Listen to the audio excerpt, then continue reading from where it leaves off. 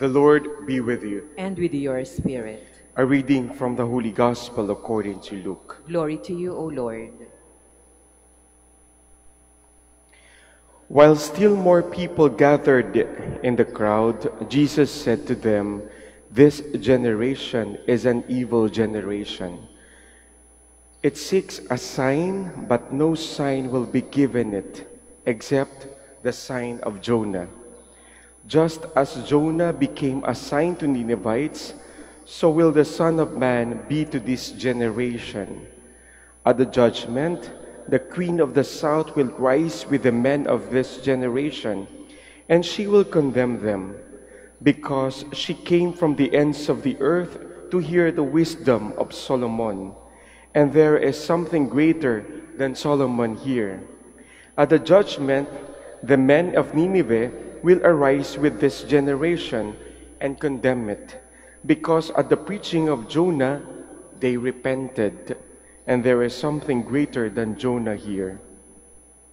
The Gospel of the Lord. Praise to you, Lord Jesus Christ. Please be seated. Maligayang pagdating po sa Minor Basilica of Our Lady of the Rosary of Manaoag dito po sa Pangasinan. Alam niyo po, nung naging pari po ako at marami pong nagtatanong ng mga bata na mga gusto rin pumasok. Sabi nila, "Father, ano po yung mga signs na meron kayong bokasyon sa pagpapari? Nakarinig ba kayo ng salita from heaven, nagsasabing pumasok ka sa pagpapari? Nanaginip ba kayo? Sinusundo kayo ni Jesus Christ o ng angel? Pumasok kayo?" Sabi ko, wala. Hindi naman po nangyayari ito overnight. No? It takes time. Yung iba, bata pa lang, nakikita na nila sa pagpasok nila sa simbahan na gusto nila. No? Parang masarap dito sa simbahan. Mga ganun po. No? O may iba nakakita sa television, mga pari na nagkukwento about their vocation story. So ganun po yung hindi nangyari to overnight, pero naniniwala ako na lahat naman tayo may tawag sa buhay, pagiging banal. Pero yung iba sumagot, yung iba yung tawag. Maaring sa buhay pag-aasawa ang kanilang tawag. Pero sa akin po wala, no? Ibig sabihin walang sign na Anong ginawa niyo, Father, kung walang sign na ganito? No? Pero ako po, pumasok ako ng isang choir, member po ako. So, bahagi po ko ng simbahan. Usually po, pumapasok sa pagpapari, yung mga nagsakristan, mga nagsaserve sa simbahan, yan. Pero yung sign na mga ganitong sign na nakarinig ka, no, na naginip ka, wala pong ganon. So, anong gagawin kung alam mong meron kang calling? Una, kailangan mag-gather ka rin din ng data, mag-research ka. Ano bang buhay ng pagpapari? No? Alamin ninyo, parang course din yan eh. Kung gusto mong mag-doktor, mag-lawyer, magre-research ka. Anong ginagawa nila? Gusto mo ba yon in the future? Nakikita mo ba yung sarili mo maging ganon ka? Kung gusto mo maging teacher, ganon din. Titingnan mo din yung kanilang buhay, magre-research ka. Second, magdasal.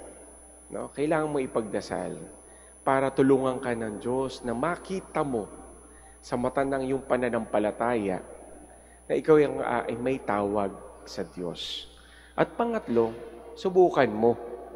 No? Wag laging nasa isip lang o hanggang pagdarasal ka lang. Subukan mo. Hindi naman ibig sabihin na pumasok ka, tuloy-tuloy ka. No? Dun, hanggang kahit nasa loob ka ng seminaryo, nagde-discern ka pa rin. Ganun po yun. Ngayon, sa ating ebanghelyo, yung mga tanong, mga tao, naghahanap sila ng signs. Ikaw na ba, Jesus Christ, yung sign? O may external signs pa ba from heaven na ikaw na yung sign na nagsasabing, kayo na nga?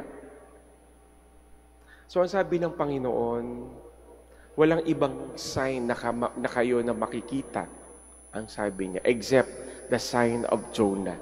Sino ba si Jonah? Si Prophet Jonah po ay binigyan ng Diyos ng utos na siya ay mangaral, mag-preach sa Nineveh para sabihin sa kanila na sila ay magbalik loob sa Diyos.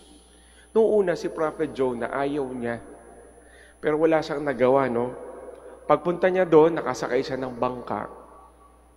Nahulog siya at kinain siya ng malaking balyena. No? Then, 3 days siyang nasa loob ng balyena.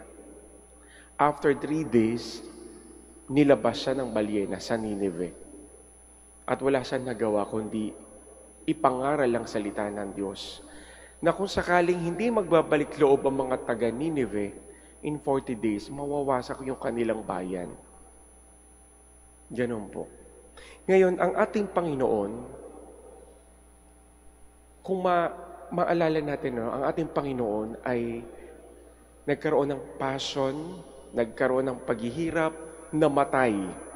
At after 3 days, muling nabuhay. So, para makikita natin, may mga pagkakaparehas. So, ang ating Panginoon ay namatay at muling nabuhay after 3 days. Yung resurrection ng ating Panginoon, mahalaga yun sa ating pananampalataya. Kaya nga sabi ni San Pablo, kung hindi muling nabuhay ang ating Panginoon, walang resurrection, hindi kompleto yung ating pananampalataya. No? Hindi kompleto. Subalit, ang ating Panginoon, sapagat siya'y Diyos, siya'y nabuhay mula sa kamatayan. At ano ang pahayag na ating Panginoon? Ano bang ebanghelyo? Ano bang sinasabi ng ating Panginoon? Tayo magbalik loob sa Diyos. No? Tayo magsisi at manampalataya sa Diyos. Yun ang paanyaya sa atin. At ang ating ebanghelyo po'y ganun din. Huwag tayong humingi ng external signs. No? Ang hingi natin sa Diyos ay tayo'y manampalataya at maniwala sa Ebanghelyo. Kung si Jonah po ay sign of repentance, siya ay sign na tayo magbalik loob, ang ating Panginoon po ay sign na nagbibigay at tumatawag sa atin na tayo magbalik loob at manampalataya sa Ebanghelyo ng ating Panginoon.